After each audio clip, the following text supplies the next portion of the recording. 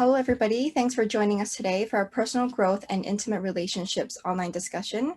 This discussion is for our Coursera learners of the course, The Arts and Science of Relationships, Understanding Human Needs. We have people joining us today from different parts of the world, so thank you for taking the time to be with us. I'm Crystal, the organizer of today's event, and I'll be the host today. So I hope you enjoyed today's discussion, and I'm very happy to see you all here today. The last time we did an online discussion was May last year when we talked about strengthening relationships during the pandemic. We will send you the link to it at the end of today's program, so you may watch it in your own time if you're interested. This time we have more than 800 learners who registered and sent questions to us. So I've read them all, and I've gathered 4 most commonly asked questions, and volunteers from our discussion prep team will ask them later during our open discussion session. Although we cannot discuss all questions today, please feel free to raise your hand during the Zoom if you have questions. You can find the button under the participants tab in Zoom, or you can ask them in the chat box. Roland and Freeman will be monitoring the chat box for us. They're part of our SSLD team. So without further ado, I'll invite Tad to speak a few words or say hi to the participants today. Well, first of all, I want to welcome everyone again, and I want to thank all those participants who have spoken before we actually start. I'm very excited by this meeting, and thanks to Crystal for getting everything organized. You'll hear a lot from me today, so I would not take up too much time. Most of you probably know that our course has grown dramatically over the last few years. We are now approaching close to 140 enrolled learners in this course, and we have been identified as the most popular course on the Coursera platform in the area of personal development. I have to thank all of you for your support, and I'm looking forward to ongoing dialogue with you. I have also received some very encouraging messages from people on email, Facebook, LinkedIn, saying nice things about the course and how the course has helped some of you in your work and in your personal life. So those are really excellent feedback for us, very encouraging. I just want to tell people that we now have a second online course, which may not be everybody's cup of tea. It is a more specialized online course focusing on dementia care. We have a third one, which is now being planned and hopefully will be produced soon on the topic which might be of interest to some of you. That will be in the area of what we call life well design, which is an SSLD alternative to traditional or conventional career planning.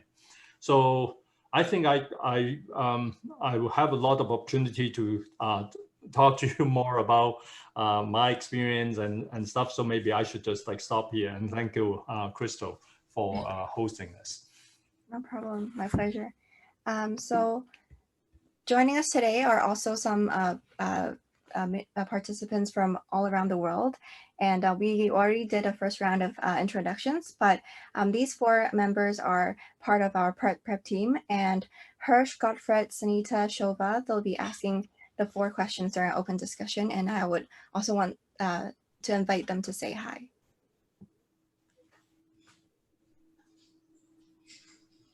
So whoever wants to go first can go first. Okay. Hi, Professor and Crystal. Thank you, Sova from Kathmandu. So by now you know me. Again, my appreciation goes to you for this important discussion and interaction. Thank you, and I'm looking forward to today's discussion. Over to you, Crystal. Thank you. Thank you for being here. Can I go next? Yeah, of course. Yeah. Hi, Professor and everybody else. It's really great to be here and to connect with everyone. I really enjoyed the course, which I did a while ago, but it's something that we can use on an everyday basis. And I think it's something that we can really also keep working on and building on. So I'm from South Africa, which I think a lot of people do know. Maybe Johannesburg is the main city. but I'm in the city of Durban, which is on the east coast, where we have superb weather. In fact, we're in the middle of winter and our days are still sitting at about 20 degrees. So yeah, it's all sunshine and blue skies from us. That sounds amazing. We'll love to be there one day. Thank you. Thank you. Is Sunita or Godfred here? Hi, good morning, everyone. Am I audible, Crystal? Yes, you are. Okay, thank you. And thank you for, inviting me to this platform. My name is Sunita. I'm from India. I'm a teacher in a training academy. And me and my husband, we both are working at different places and we are kind of weekend husband, wife. He visits once or twice in a month.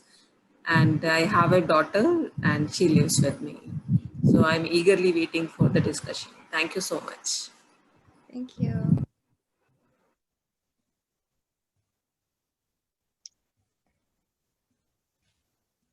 Does Godfred want to say hi?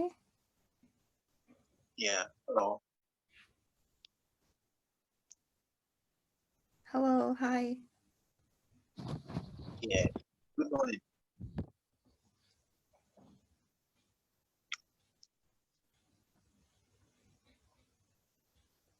Hello.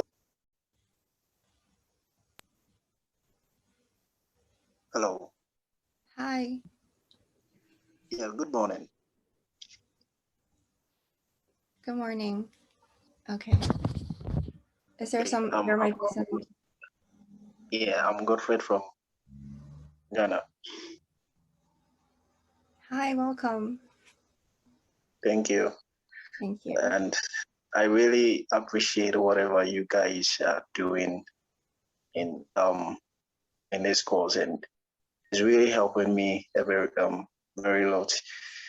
Having an organization which is having the name Love and Beauty organization, which we are giving relationship help to solution to people who are finding it very difficult to go on with their relationships. And we are also helping others to reshape their relationships. So being in this course has really enlightened me to a lot of things that I really wanted to know. So thank you very much. Thank you. That is amazing, that organization. It sounds like SSLD would be something that is very close to that. So thank you so much to 4 of our members for saying hi. Now we'll move on to a confidentiality statement. I just want to let you all know before we begin today's discussion that this session is being recorded and the webinar session, and now I'll be reading this privacy statement for you all. The webinar session is intended for educational purposes only. The session is open to our MOOC learners, including to people who are not at this meeting today. While participation is encouraged, please be mindful that any information you share may be accessed by an audience that we do not have complete control over. You may share your personal information at your own discretion, but please do not share identifiable information of others. Please know that participants may share content that may cause discomfort among some people. Please exercise your own discretion over your exposure and participation in this meeting. You may exit this meeting whenever you want. We assume all our participants are adults over the legal age as defined in their countries. All right. So before we begin the discussion, we have a interactive polling activity. Please go on to slido.com using this link. Roland will be sending out the link in the Zoom chat box, so you can find a link there and copy and paste. Open your web browser and go on to Slido. And we will first try to answer this question to do a little warm up. So the question is, use one word or short sentence to summarize your expectations for today's event.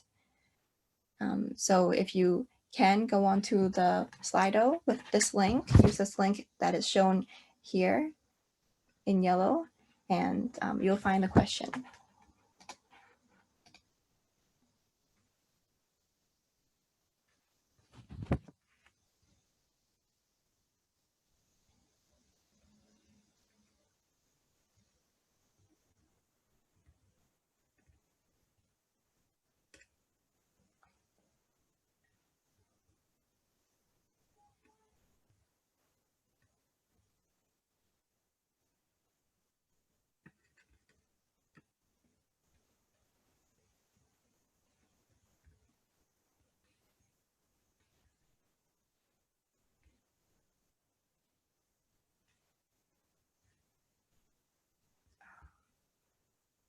Great. Can everyone see the Slido screen here?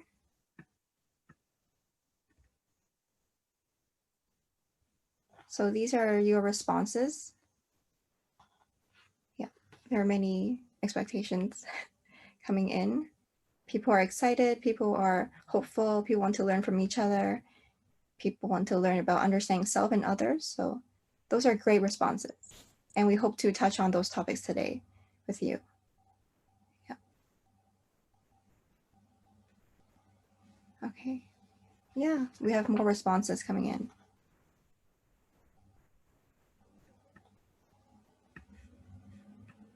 Great. Yeah, people have some questions already. People are excited. Great. So we'll talk about them later during this discussion.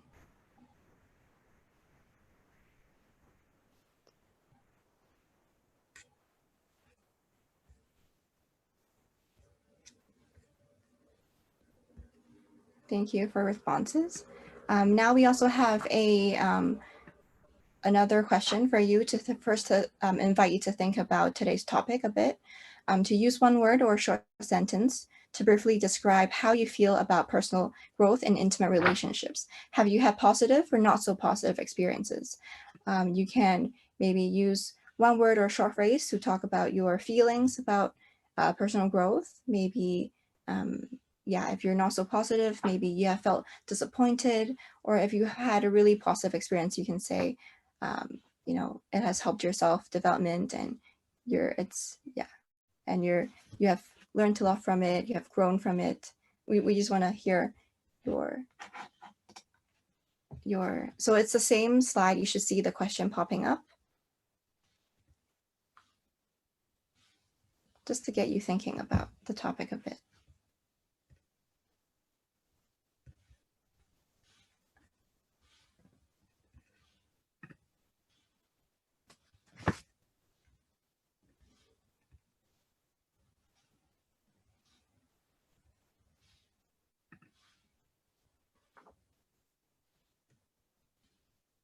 So we have responses coming in. This is the Slido showing every one of your responses. Yeah, so we have very different views and experiences. People have valid and different past experiences. Some people have positive and exciting experiences. People have been disappointed. Always possible if you look.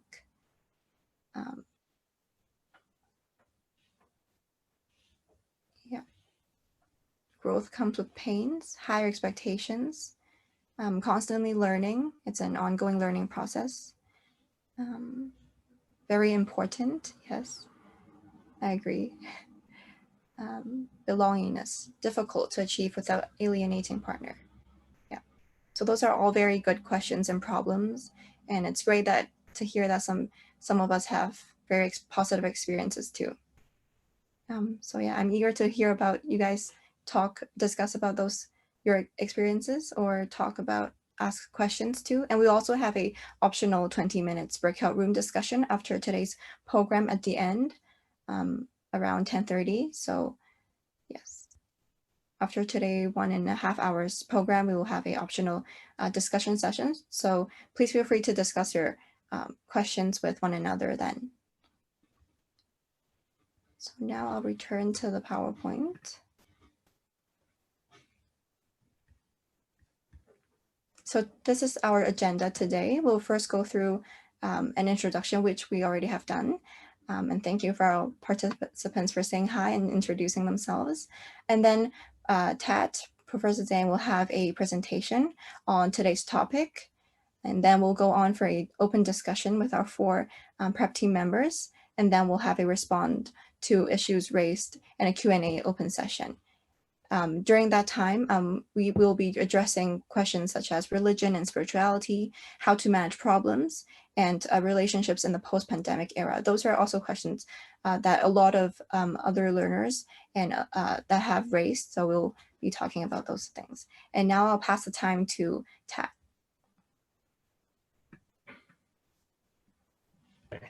Thank you, Crystal. I just want to give people an idea. I'm planning to do this like hopefully within 20 minutes, and Crystal will be monitoring the time. As you can see, I'm trying to cover a lot. I'm being very ambitious tonight. So you see these are 5 main bullet points of 5 headings. So that's a lot, but like I hope I will be able to go through each one of them by giving you an outline of the key issues and some of the key approaches or positions that I have either taken myself or I personally believe to be helpful. Next slide, please, Crystal. Okay. So the first topic or the first heading is the life world. So we have 2 ways of looking at how our life world is organized. This, for people who have taken the course or people who have completed the course, you might have already seen this diagram, which is actually one of the key concepts in SSLD. We understand that the sum total of our experience in this world, which we refer to as our life world or being in the world, consists of 6 domains: the environment, the body, motivation, cognition, emotion, and action or behavior. So those are the 6 domains that some of you might already be familiar with, but like I'm offering you a different slice, a different way of looking at the life world, which is sort of simpler. Next slide, please. So this is another way of looking at our life world. Like you can say that like whatever experience, we can like analyze them according to the 6 domains. But like we're looking at like what are the key functional areas in our life, then I think we can be looking at 3 major functional areas. One is relationship, like what you have been learning in this online course. The other is what we sometimes refer to work or career.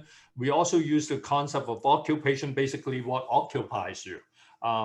Like there are people who are like providing care to their children or to their parents or like someone they love on almost a full-time basis. That is your occupation. It occupies your time. And then like there are people who will be like pursuing artistic, spiritual, or even political ideals. That also can be your occupation, even though you're not necessarily paid for what you do. But like most people, or the majority of people will be like in some kind of work that is like socially recognized, and some of us will be pursuing a career. So those are the 2 key areas. And then the third area, as you can see here, is the self. So the self can very much be like overlapping with these 2 areas. And I just want to emphasize these 3 functional areas are conceptual tools for us to understand what is happening in our life world, but they can be constituted differently in each individual's life. So I'm going to show you a few examples here.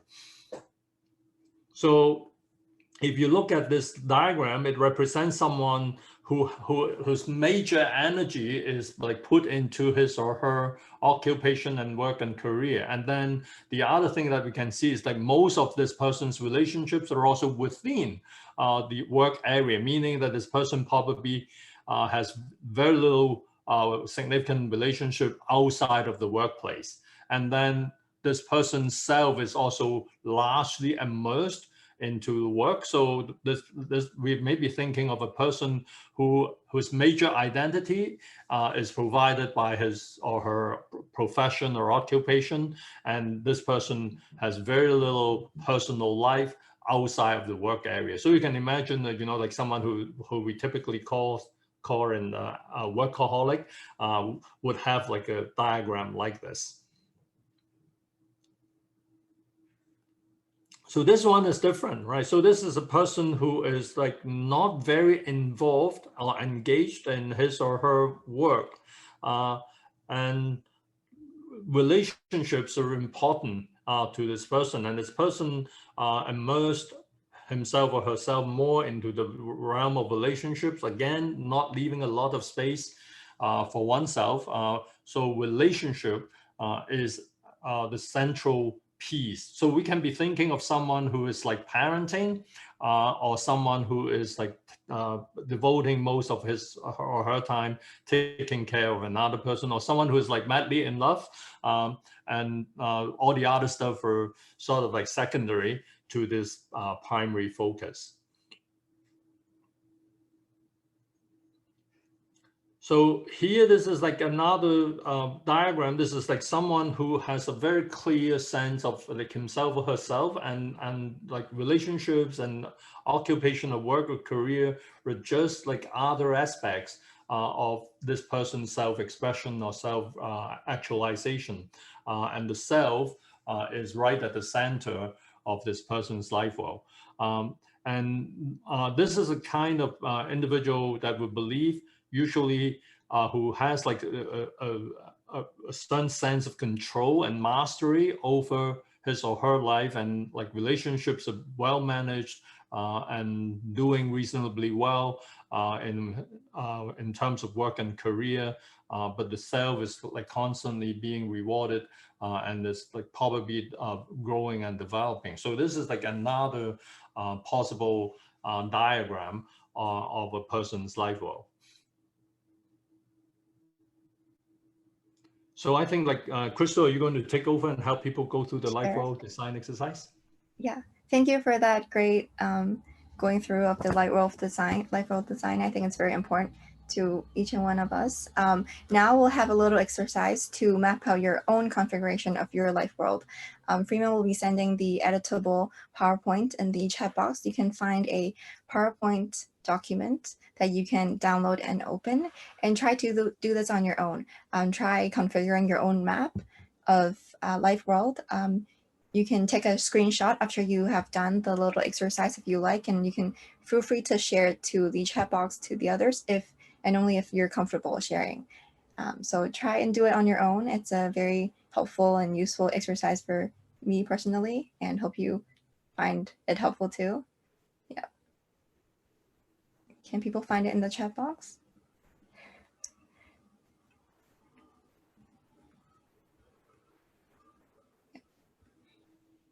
So it'll be coming in. Yep. So editable PowerPoint, life world design editable PowerPoint. You can download it and yeah, try to go for it on your own. Yeah. So back to Ted. Okay, so we're now like moving on to the next heading, right? So when we're talking about personal development, one of the things that is important is for us to gain a good understanding of what our needs are. And for people who have taken the course, you already know that one of the things that we emphasize is like what you want is not necessarily what you need. But there's a very interesting and paradoxical pathway here. I don't know how many of you have been exposed to, say, Zen Buddhist thinking. Like it is actually a very well articulated in Zen Buddhism that like you may start like looking at something, but then it is not actually what you see. Later on, you come to a different realization, you'll be seeing things differently, but then eventually you'll be back to square one. But when you're back to square one, you're not actually back to square one, you have actually been elevated to a higher plane of understanding. So if all that like sounded too confusing and abstract to you, don't worry, we have actually laid it out in 5 steps. To begin with, most people were misguided. We were educated or socialized and socially encouraged to want certain things like expensive like designer items, a fancy car, diamond rings, fancy dining and consumer items. So we thought that by possessing those, right, it will make us a better person, will make us feel happier, will like get more people to like us. But for us, it is like most people were actually misguided. They got socialized to want something that they don't really need. So when you go through a process of self-discovery, you gain a better understanding of your own needs. And when you get there, right, you will be able to start considering how your needs can be best addressed with reference to your circumstances, characteristics, and capacity. For people who have taken the course, that is the famous N3C assessment that you do on yourself. And once you have done that, you're in a better position to integrate what you need with like what you prefer, which will translate your need into what you want. But as you were taking the SSLD pathway in a more disciplined and systematic manner, many people would eventually come to stage 5, when what we want is actually congruent with what we need. Because now it is different than like in stage 1, because now we have a good understanding of what we need. We also have discovered or found out ways to access it. And then we are in a good position to address the true needs that we have, instead of like being confused and chasing after things that we want, which might not actually be what we need. So that is an ideal state for people to get at. So if you go through an N3C understanding of yourself, following the SSLD procedures, actually you are going through a process of self-development. I hope that makes sense to most of us. Next slide, please, Crystal. So when we look at like personal growth and development, these are some of the concepts that got like thrown around a lot by humanistic psychologists, philosophers. So many of you, and for people who are coming from a spiritual tradition, you may be very familiar already with these concepts. So we can spend endless hours talking about these, but I just want to give you a very brief like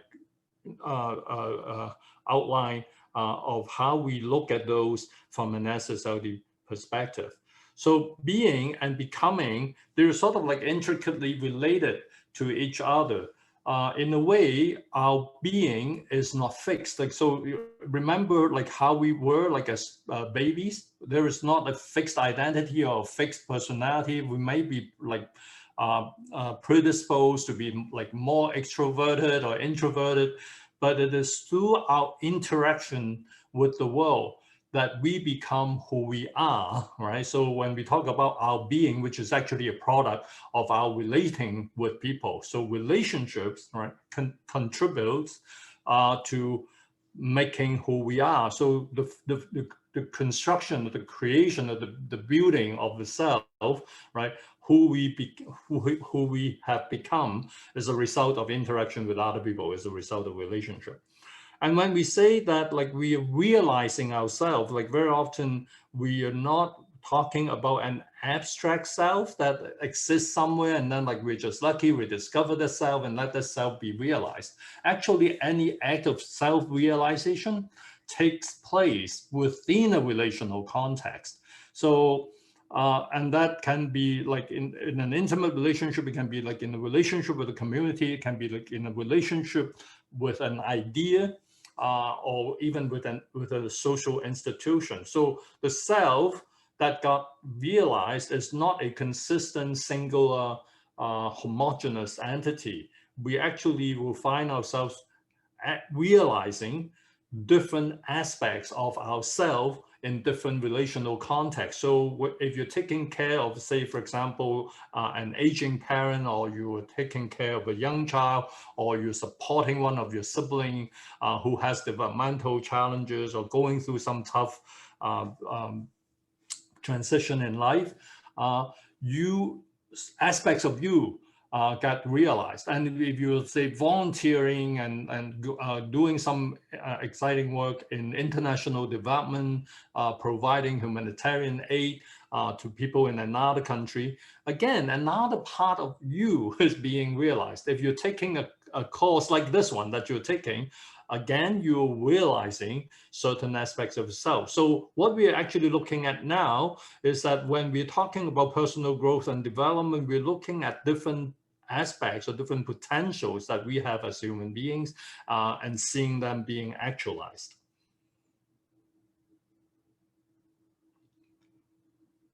Now we're looking at transcendence. So what is transcendence? For people who have like religion, or you have like a faith that you're adhering to, you may be able to translate that into your own language. But to me, right, regardless of your religion, like transcendence is going beyond our limited imagination of ourselves. I believe most of the world's like major religions have suggested pathways for us to do that. Like in some faith system, the going beyond our limitation consists in finding the truth, understanding the truth or the essence of reality, or to go beyond our limited imagination of the self so that we attain a higher level or a more desirable state of self. And in Christianity, for example, we can be talking about the image of God. In Buddhism, we may be talking about realizing or attaining Buddhahood, which is like within us. So when we take this journey, like regardless of whether you're religious or not, there are like some common elements that we found for people. One is an openness to risk-taking. Actually, a Protestant theologian, Paul Tillich, has come up with this, like, I think, pretty amazing articulation. He referred to this as the courage to be. So we need courage in order to become fully who we are and to realize all our potentials, and that entail a certain openness in the way we live our life and readiness to take risk. And the third pathway is what I refer to as like going beyond the common sense world. I don't have time for this. Like I have a lecture. I don't know if I use this in my MOOC on relationship. One of the examples that I always give people is that about the sun rising in the east, right? So this, like when I teach my epistemology course to my doctoral students at the University of Toronto, I often start by asking them, do you believe that the sun will rise in the east tomorrow morning? And then like most people would say yes. And then when I ask them why, they would give me reasons like, it have always been like that. And I've seen it like every morning, and which obviously is not true. No one has actually seen the sunrise every morning. So after a while, I'll come to tell them that, well, you know what, like the sun never rises. Like we're still using a 400-year-old geocentric language to describe a heliocentric reality. So we're actually lying to ourselves because the sun never rises. And then for people who are in Canada, then it is easier for you to imagine, like if you go up north to the Arctic, half of the year you don't see the sun. And when you see the sun doesn't rise from the east. So, but this is an interesting point, right? Like how come that almost everyone believes that the sun will rise every morning in the east? And Stephen Hawking, one of the respected physicists, like in one of his books that he published in more recent years, titled Grand Design, actually used the sun rising in the east as an illustration of scientific law.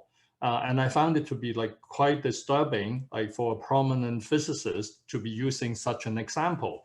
But if you're following my reasoning, like what I'm trying to tell you is like a pretty dangerous idea. The dangerous idea is like, the common sense world is very often wrong. But if you want to be like going beyond it, it requires even more courage, because what we'll be doing is going against the crowd. You're going against the received wisdom. And if you want to do that, not only do you have to have the courage to be, you will have to have the courage to be different.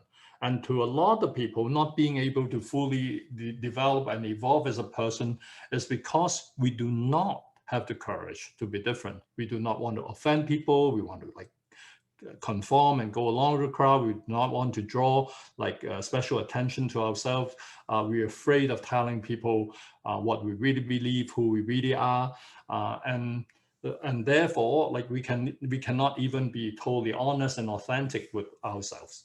So to me, it is like transcendence requires a certain risk, not only that, like, but a readiness to be different, a readiness to deviate from the norm. So when you have to do that, right, that means you have to let go of certain things, like some like highly valued ideas or like beliefs that everyone thinks this is like the right thing to do, and being able to move beyond that, right? In Buddhist metaphor, you're hopefully arriving at the other shore. So those are some of the key ideas that I want to share with you with regard to transcendence. Okay, so, and if the question is, so okay, we have got some idea about like growth and transcendence, but like what do relationships have to do with it? I can tell you that like relationships can sometimes trigger off a journey, a pilgrimage. Like someone got like ditched by a lover, boyfriend, girlfriend, or like got divorced by a spouse, right? Suddenly would want to review his or her life. So that relationship challenge serves as a trigger, and then you start your pilgrimage, and you may end up like having some really significant discovery, and then become feeling much better about yourself. For some people, the relationship becomes a barrier, a restriction. And if you're thinking about like a controlling, abusive relationship, people can be trapped within that, and you're not able to become who you are because your partner is like not allowing you to be yourself and express yourself really, and even to like just like express your opinion. We may also be looking at like relationships which I regard as dysfunctional, in that like the relationship is not serving any helpful function, it's not meeting your needs, it's not bringing you satisfaction, and it is not unusual. I think it is really unfortunate experience. We actually we have like Crystal, you may have to mute off like people who may inadvertently turn on their mic. Okay, so dysfunctional relationships that do not work for anyone, and when you are trapped in a relationship like that, you do not grow. Your partner also does not grow. So the two of you are actually withering away together. I got very saddened. But when I see people being trapped in this kind of relationship and cannot come out, these are relationships that I considered life denying, because you are like denying the opportunities to reach and fantastic opportunities that life has put in store for you, and you're not like taking advantage of them.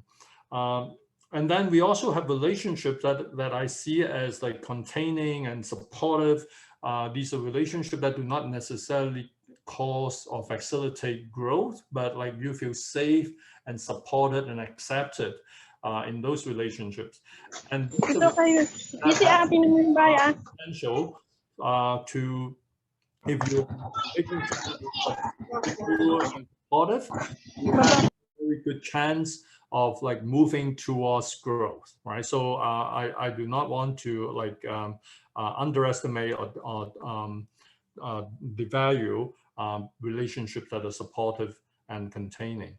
And then obviously there are relationships that can be healing, and then we are usually talking about an accepting, trusting relationship in which people can find healing, and some people can actually find themselves to be positively transformed. And those are what will be regard as signs of personal growth. And obviously, the best kind of relationship that we can hope for is a relationship that actually would facilitate growth and transcendence. Although the two partners or participants in the relationship may not necessarily be going through a synchronized or coordinated pathway.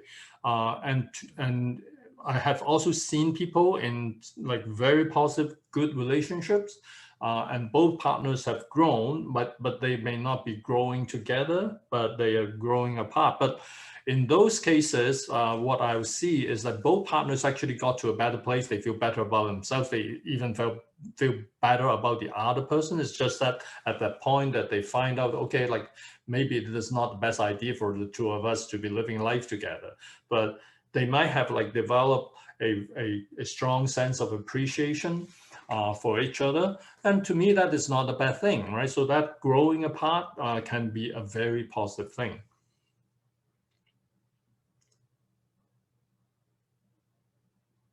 Okay, Crystal. Okay, all right, all right. So, I don't know, like Crystal, how much time did I take? A bit more than 20 minutes, but it's okay. We have All right. time. So, all right, I'll have to let Crystal take control of the time. I'm sorry for taking up more time than I was supposed to. So I'll stop here and let Crystal facilitate the open discussion. Thank you, Tad, for that information. That was very enlightening. Now we'll move on to the open discussion session. Sunita will be sharing, she asked this question in the Google form when we sent out the registration. And I thought this question was one of the most commonly asked questions. And Sunita, if you would like to ask this question or add details or want to add more or share your experiences too, you can do so. You can unmute yourself and raise your question. Yeah. Yes. Thanks, Crystal. Let me elaborate what is written here. So, I think we face many dilemmas in personal growth, in our intimate relationships, especially. So, for example, if I share that, like in introduction, I said I live at a different place. My husband lives at a different place, and we meet twice in a month. So we have very limited free time to spend on our leisure activities, what we like to do in that free time. So at times it happens that what I like to do, he may not like to do that. What he likes to do that, anything I don't like that much.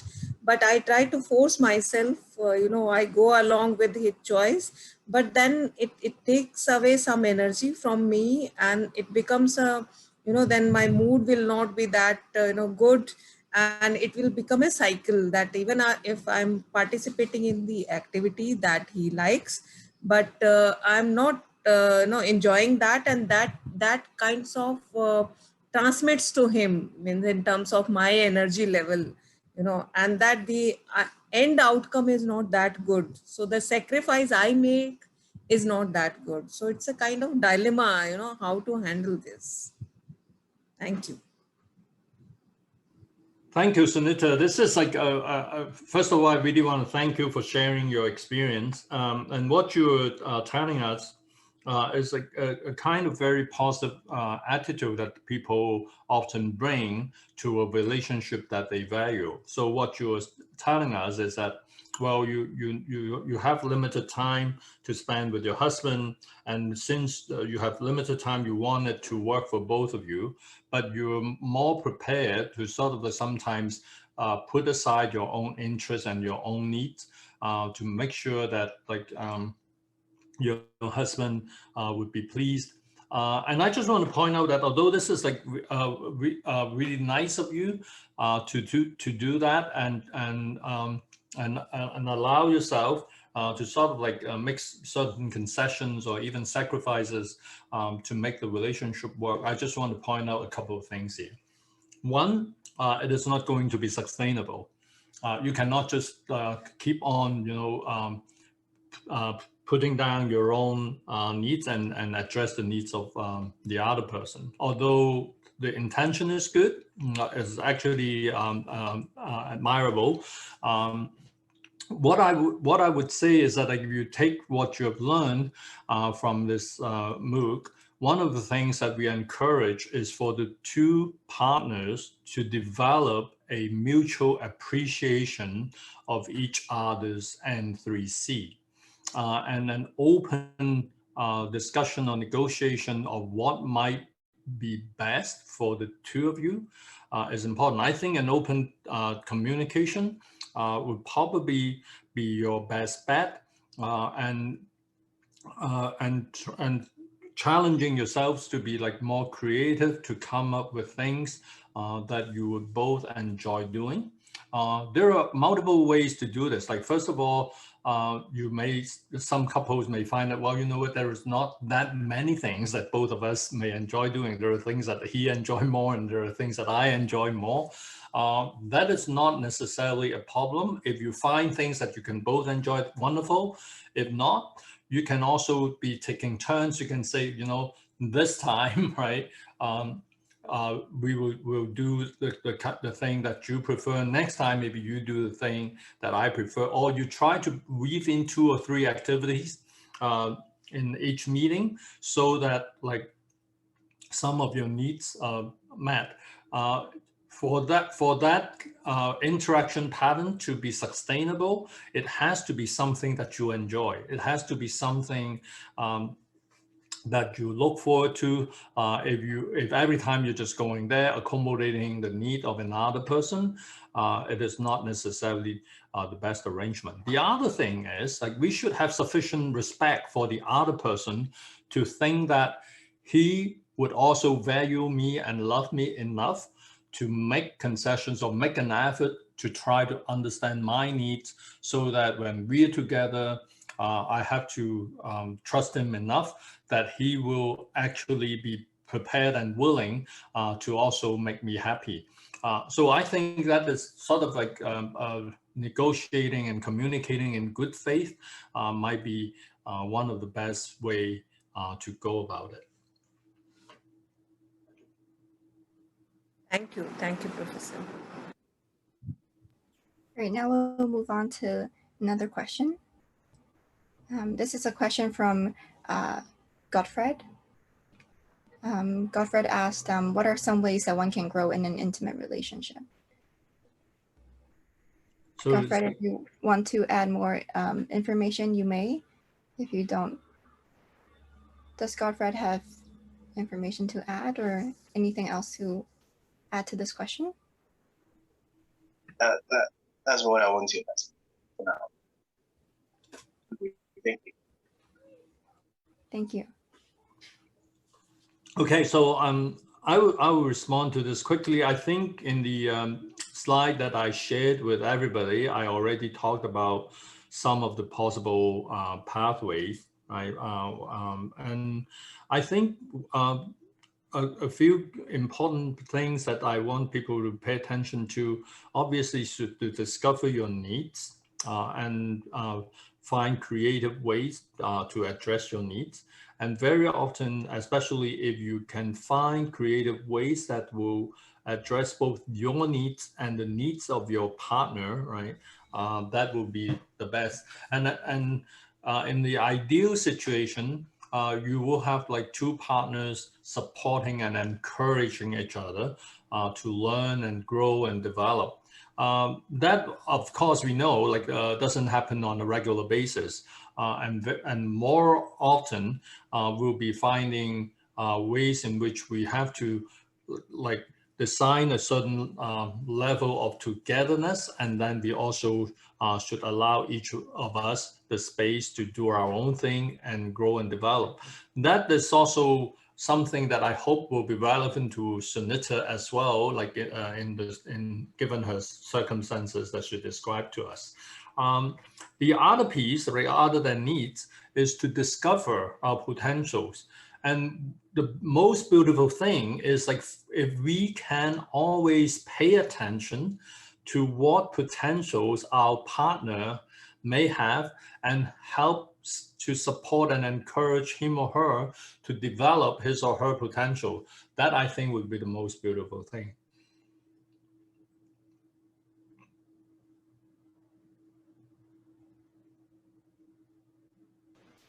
This was a question that Hirsch also asked.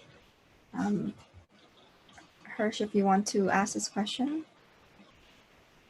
Hi, Professor. Yes, so my question is closely related, actually, I think, to what Sunita also asked, is about In the relationship, you find that there's like the three entities. There's the me, the you, and then the us. And then as the relationship evolves,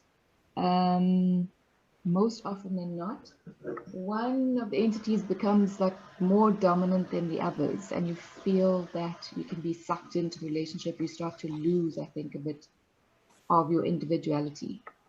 So my question would be is how do you actually approach balancing that out, especially in light of the fact that emotions are at play? So you can get overwhelmed by maybe the love aspect or trying to appease your partner to keep the union going, so to speak. Thank you, Herschel.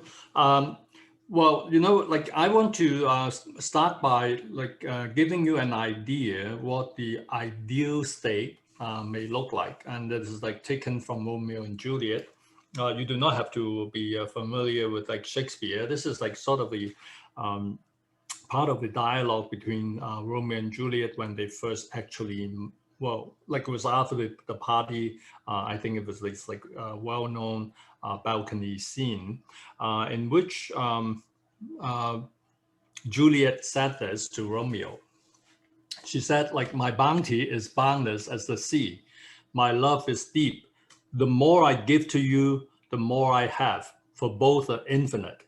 So what we take from this quote is that like Juliet sees the love relationship that she had with Romeo not as a zero-sum game, but as like let's not win-lose. Right? Like the more I give, the more I have. But I have to point out that this is ideal. This is like, you know, when people are just falling in love like that, and then of course like it is like Shakespeare trying to show us what an ideal, really passionate love may sound like.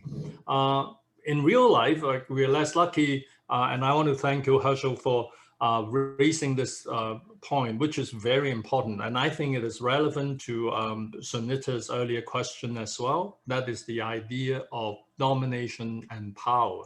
So when we have like two partners interacting, very often we have like one person having more power or more control over the relationship, and then the other partner will be the person who is trying to accommodate.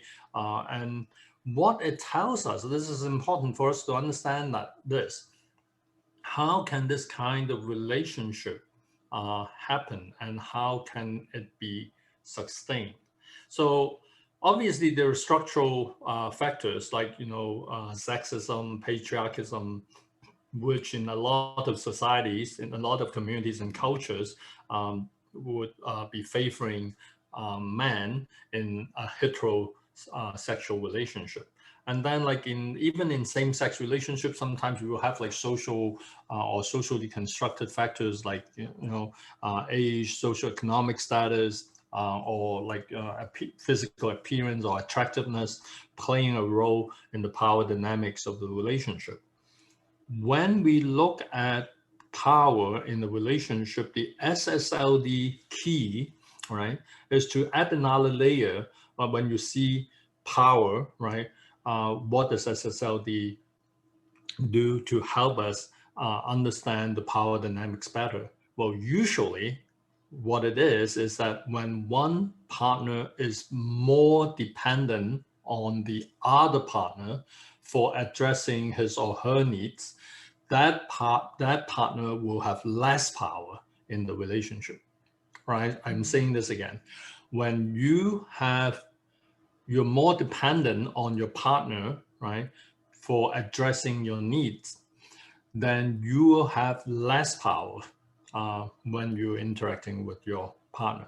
So this is a very interesting power dynamics, but it doesn't have to be negative. Like one of the things that SSLD will help us understand, or in a way that it can empower us, it goes something like this. So I'm in a relationship with someone, and I feel that I'm constantly the person who's like pleasing the other person, like helping, supporting, and then like putting aside my own needs. And it is always about him or her instead of this about me, right? So that is the situation that I'm trapped in. And then I started thinking, instead of like Juliet's like non-zero sum ideal scenario, I'm more thinking about like win-lose. So what will help me? Well, step one is to do a very cool-headed analysis of like, why do I experience less power in this relationship? Maybe I'm the more needy partner in this relationship. And sometimes you can be right, and sometimes you can be wrong. And you may realize that, well, you know what? Like, I am not that totally dependent on him or her, right, in terms of addressing my needs. Um, he or she, right, also needs me. So reassessing who is needing whom for what is one of the ways to sort of help to improve the balance. The other way to help to improve the balance is what we call self-empowerment. Regardless of the kind of relationship that you're in, the more able you are to get some of your needs addressed from outside of the relationship, you are empowering yourself. And when you get like more empowered, right, the dynamics, the power dynamics between the partners will change. And this is like one of the things that is an important guiding principle when SSLD practitioners and counselors work with couples in a relationship that is like that has a severe power imbalance, and in some extreme cases we're working with abusive or controlling relationships. For people who have purchased the book upon which this course is based, like Learning to Change Lives, there is actually a case study there of a real life woman. Her name is Suni. Obviously not a real name, but we gave her this name. In this case, you'll find the case of Suni in the book, and she was actually in an abusive relationship, and we utilized the SSLD approach to empower her, so that like she would gradually move to a place where she can start reconstructing her life world without relying on this abusive relationship that she used to have. So those are a couple of ideas for people to think about when you want to strike a better balance in your relationship with another person. Thank you, Tad. Now we will have our last question from Shova. It's a question on about COVID-19 and pandemic. Shova, if you want to ask your question, or if you have any experience to add to the question. Thanks, Crystal. Yes, especially in the current context when our mind is so busy, right? With all these what ifs, and especially when you have presented this life world dimension, I could reflect that what I'm going through, because that brings a clarity on my question or where I'm missing. Because in that context, maybe this is where I am lagging, is I'm not balancing these three elements. So maybe that is the reason that I do miss the excitements when I talk about my personal growth, because when I do not balance these all three elements, that's where I'm missing these elements. So I'm very much looking forward to today's direction on what if scenario, because as we learned on need and wish based importance. So what if I prioritize one and when I lose the other one? So this what if scenario is all over. It's bugging me so much. So maybe Professor, you could help me to get some insights on how I can empower myself as well as help others to bring this joy back. Okay. Thank you. Thank you, Sofa. I think you have already articulated a few very insightful comments, right? Like one of the things that you mentioned is, of course, like you are reassessing the balance that you have, like over these three functional areas of your life world, which is great, which is actually the perfect place to start. I'm going to give people a few more concrete, specific suggestions for picking up momentum and become like more confident in the post-COVID social world.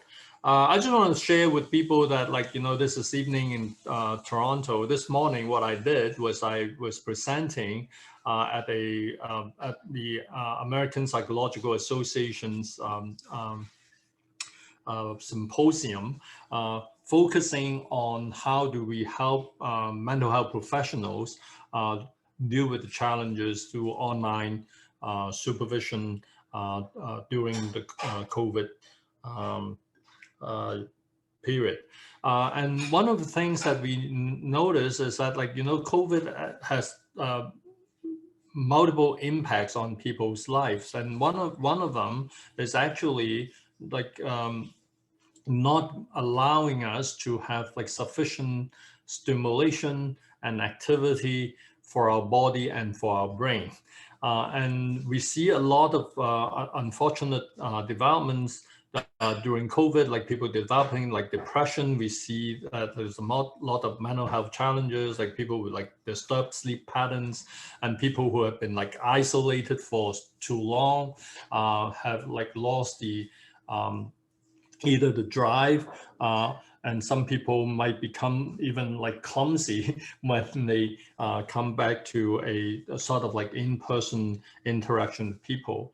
And then on the other extreme, unfortunately, you have like people who have like too much enforced togetherness. Like there's someone that you do not like, or you cannot really get along, but you're trapped in the same house with this person through this, like, I don't know, 15, 18 months of COVID lockdown. That can also be very challenging. But whatever the situation is, like in the SSLD model, one of the things that we suggest that people would want to focus on is this concept of self-efficacy. So what is self-efficacy? Self-efficacy is your belief in the fact that you'll be able to effectively achieve whatever goals you have set for yourself, right? So that is self-efficacy. So how can we improve self-efficacy? So there are a few things that we can do to improve self-efficacy. One is obviously to revisit the kind of goals that we set for ourselves, right? And make sure that they're realistic and attainable, and we can attain those goals in an incremental manner that will reinforce your sense of self-efficacy. And very often, like in the post-COVID social interactions, one of the things that I would recommend to people is that, like, think of the more challenging situations that you are about to encounter post-COVID. Ask yourself, like, what are the major challenges? And then you ask yourself, like, what are my personal goals to be attained in those social situations?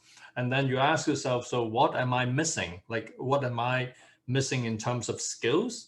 Or am I missing something in terms of my emotional preparation? Am I feeling too anxious? Or am I experiencing a lot of self-doubt? So you may, the answer to your question may be you may have to learn new interpersonal skills in order to deal with a challenging situation. In the other situation is that you may have to learn better emotional regulation skills so that you will be in a better position to negotiate those interpersonal challenges.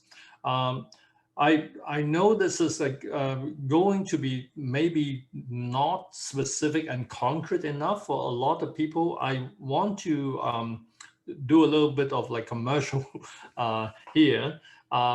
Again, thanks to Crystal, we have actually been preparing a self-learning program on SSLD, and this is designed for people who have like taken this course and who wants to go further in learning specific skills in SSLD. And one of that is to use SSLD principles to help yourself in managing specific challenges in your life, including like I'm facing challenging interpersonal social situations.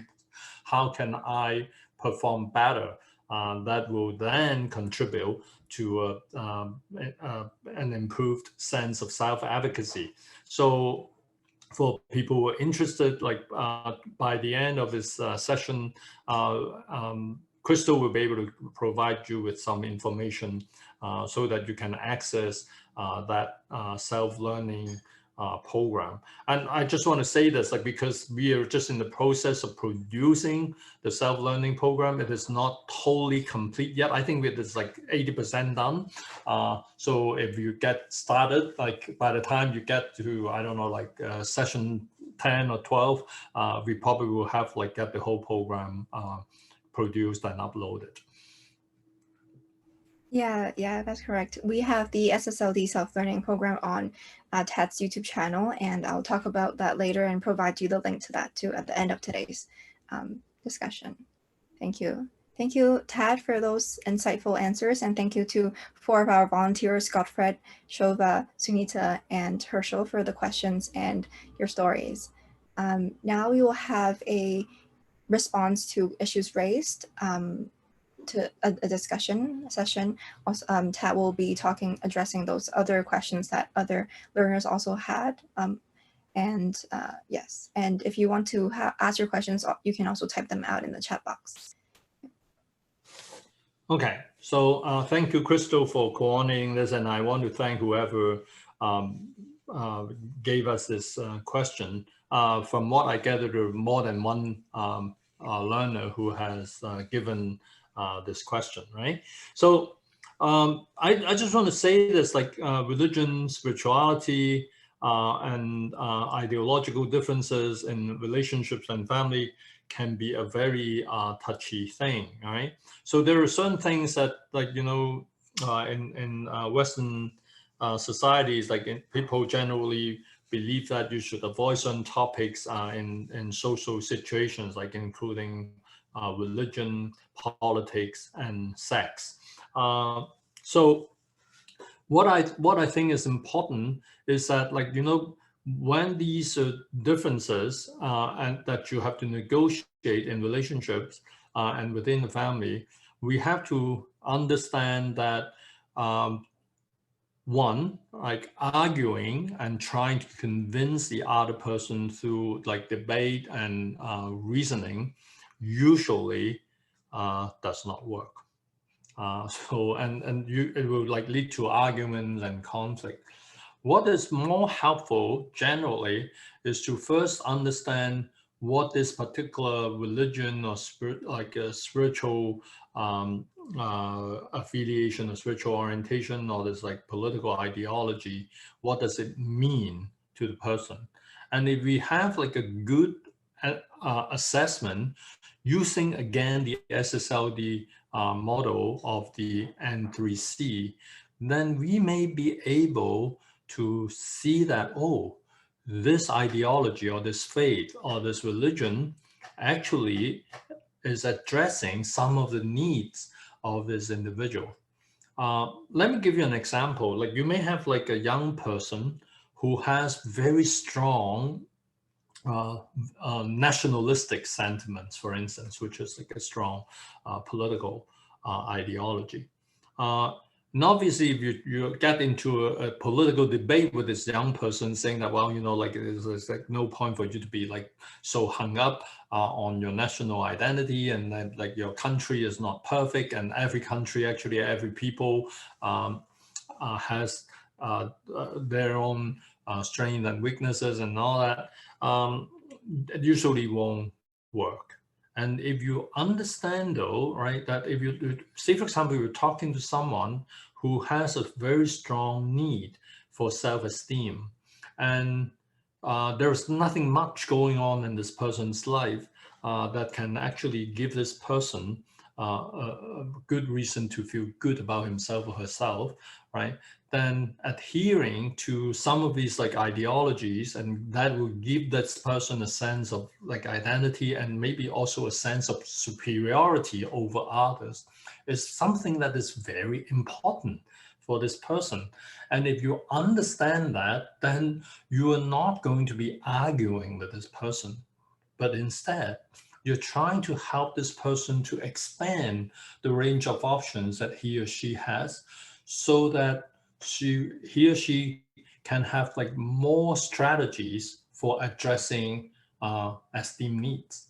And once this person is able to do that, then this person will be less dependent and less rigidly adhered to whatever ideological system or religion, and feel more secure to be opening up to our alternative views and options. So that is like one overall strategy. The other thing that is also important is that instead of arguing and debating, we may want to spend more time understanding, so how does that make you feel? Like you must have good reasons for believing that, right? We can also be looking at, so when you experience that, right, what are the things that are most important to you? What brings you most satisfaction? So if you change your dialogue, your conversation with someone into this mode, then you will have a better chance of understanding the N3C behind that person's ideological or religious adherence. And by the same token, you can also be using this framework to reflect on your own religious and spiritual commitments. But there is like one important footnote that I want to emphasize here.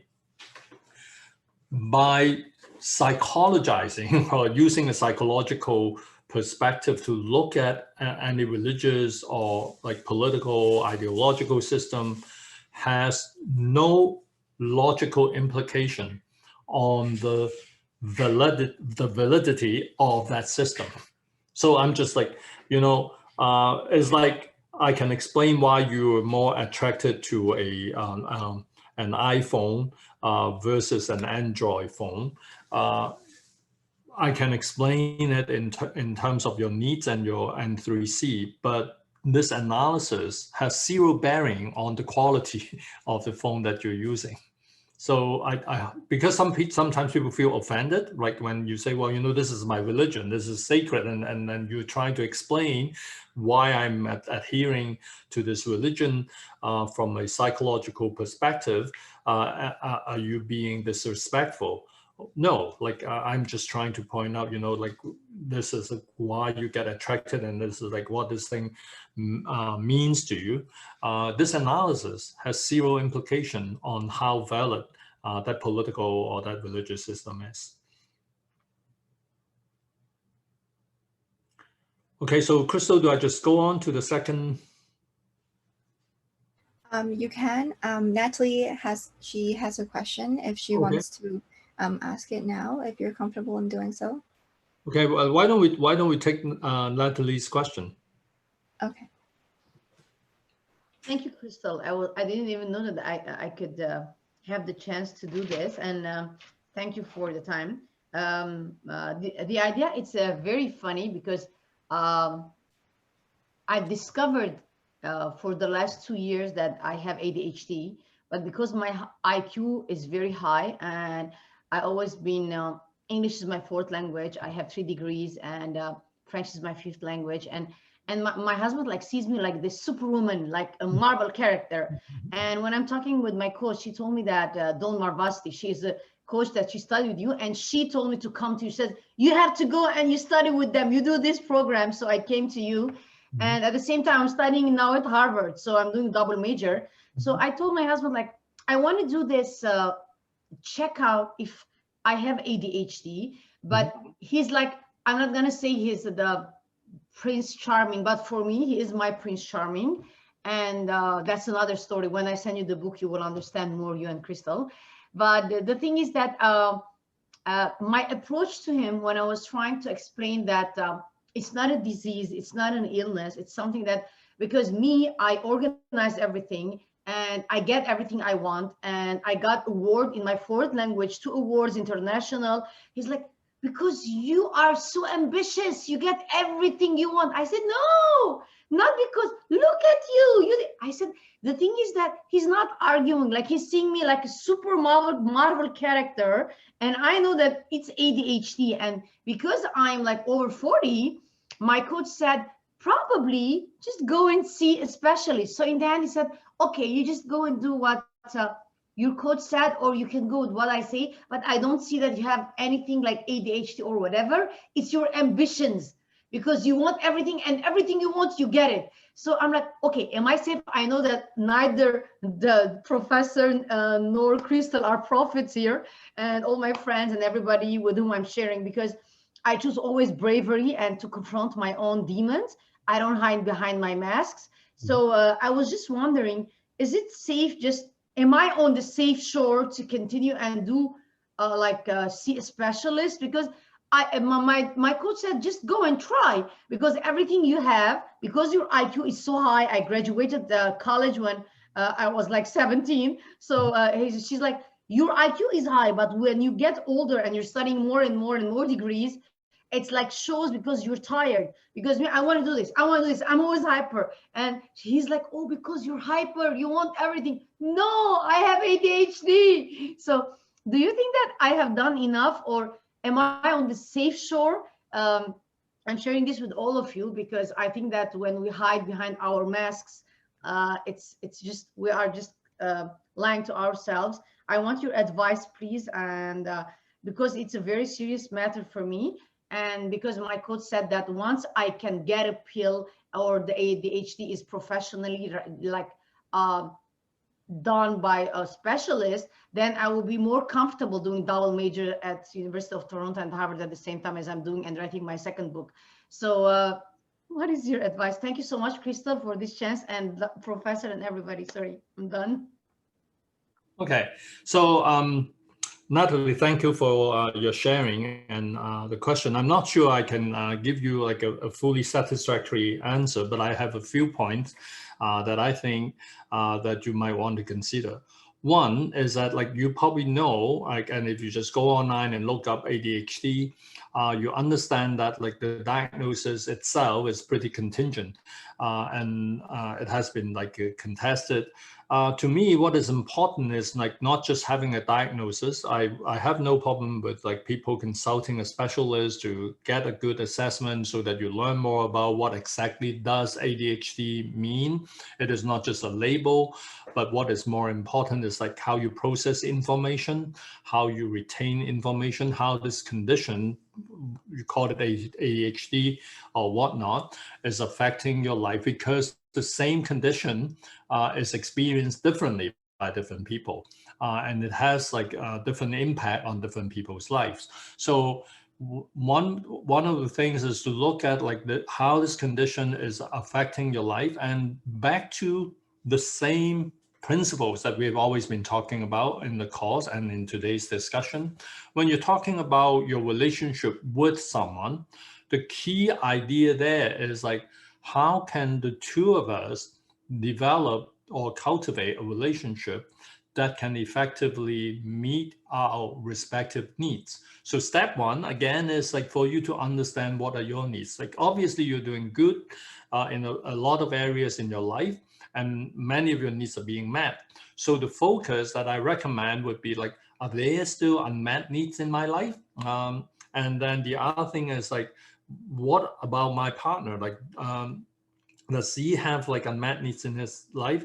And given our intelligence and our capacity, what is the best way for us to come up with best arrangement so that like our respective needs are met? So that I think is the key response that I have for you.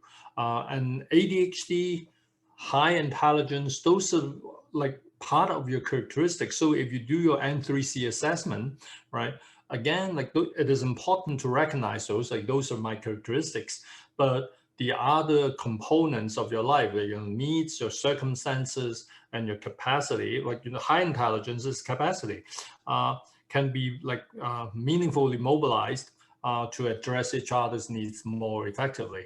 I don't know if that makes sense to you, but that would be my immediate response to you.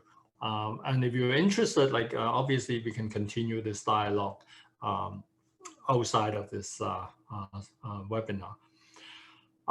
So Crystal, I just want to know how we're doing in terms of time. Do you still want me to respond to these two other bullet points?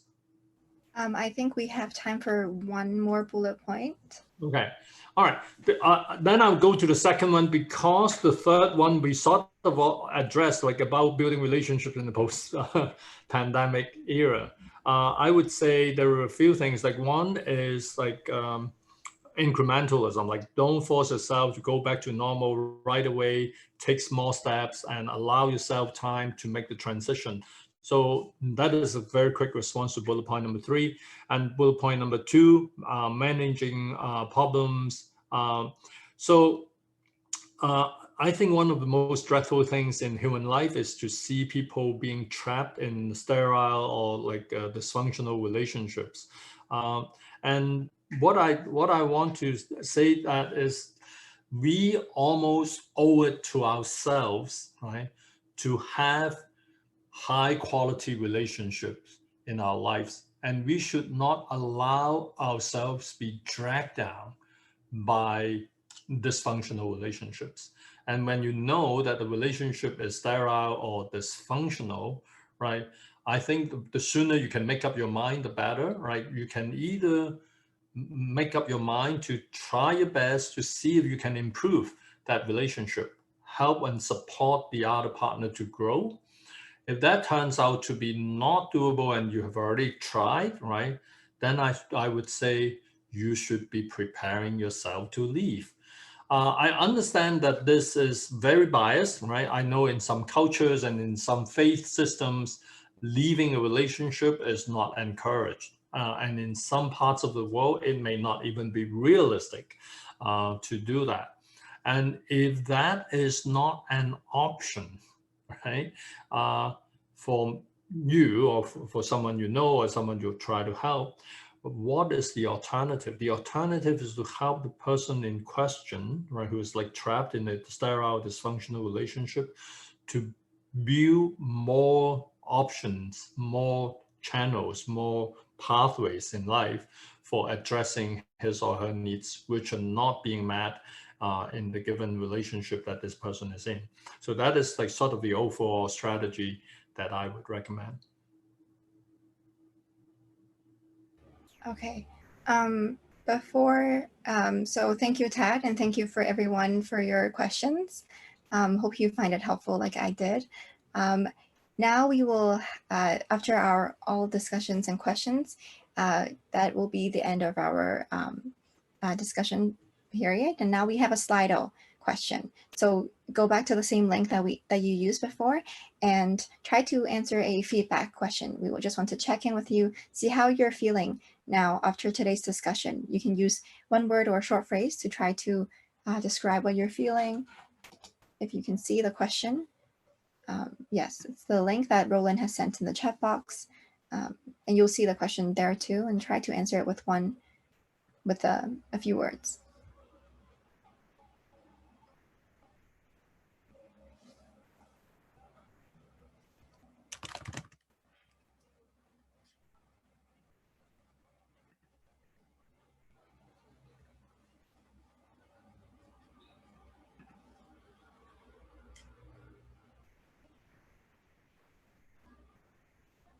Yep, so those are people's responses. People are feeling hopeful, happy, safe, thankful, empowered, enlightened. This is great. I'm very happy to see that. Yeah, people are feeling very positive. Yes, I'm happy that people are hope that you have learned something, or even if it's helpful to hear people describe their own experiences and ask their questions. Hope everyone got something from today's discussion. Great. People are feeling more confident, enriched, uplifted. Great. That is awesome. Thank you. Yes. And now, if you can see the PowerPoint again, at the end of today's meeting, I would like to share with you a information package to thank you all for coming. Freeman will be sending out the links in the chat box soon. We have an information package with more additional information on SSLD's approach to personal growth and intimate relationships. On there, you'll also find information on how to deal with difficult emotions and extra SSLD resources, such as TAT's YouTube channel. So as he has mentioned before, we have a SSLD self-learning program. It's an extension and more in-depth topic-to-topic mini videos on SSLD concepts, key concepts, and TAT in those videos. He'll also go into topics like emotional and behavioral changes, identifying your own problems, setting your own goals, and it's also all very relevant to today's topic and a lot of your questions, and you may find helpful information there, hopefully. And there are also many other resources about relevant to SSLD on that channel, so you can feel free to go there and search and navigate and see, and hopefully you'll find something for you there. Today's meeting is recorded and it will also be uploaded onto YouTube on the same channel there. So yeah, feel free to subscribe or go back from time to time and find more SSLD resources. This is our email. If you have any questions or concerns, you can email us too. Yes. So in the chat box, you'll find those links there. Freeman has made a Linktree link, and if you click on that Linktree link, you'll find all and more links to Professor Zhang Tat's links to his website, to the YouTube channel too. So we have, you can also, a lot of learners have reached out to us saying that they want to become SSLD certified practitioners. As long as you have taken or studied 30 hours SSLD online resources, you're eligible to take an online exam to become a SSLD certified practitioner. You can find more information on the website, SSLD's website. If you click on the Linktree link, you should be able to find the link to the website and more information on that. So yeah, the SSLD self-learning program is qualified to be one of the learning materials if you want to be certified and take the exam. So that will be all for today's program. Yes. And we have a optional discussion, breakout room discussion now for you who want to stay and to discuss with one another. Please feel free to stay. If you can't, then you can exit, and the meeting will be, today's meeting discussion will be is recorded and will be sent to you.